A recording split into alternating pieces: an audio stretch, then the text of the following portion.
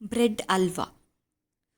ತುಪ್ಪ ಹಚ್ಚಿಬಿಟ್ಟು ಬ್ರೆಡ್ಡನ್ನು ಕೆಂಪಗೆ ರೋಸ್ಟ್ ಆಗಿ ಎರಡೂ ಕಡೆ ಸುಟ್ಕೋಬೇಕು.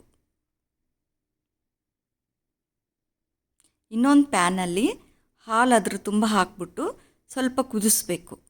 ಹಾಲೆಲ್ಲ ಚೆನ್ನಾಗಿ ಇಂಬ್ರ್ಕೋಬೇಕು, ಹಾಲೆಲ್ಲ ಹೋಗಬೇಕು.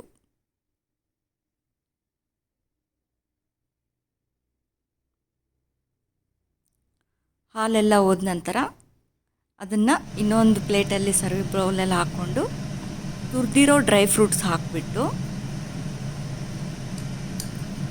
ಜೇನುತುಪ್ಪ, ನಮಗೆ ಸ್ವೀಟ್ ಎಷ್ಟು ಬೇಕೋ ಅದನ್ನು ಜೇನುತುಪ್ಪದಿಂದ ಸ್ಪ್ರೆಡ್ ಮಾಡ್ಕೋಬೇಕು.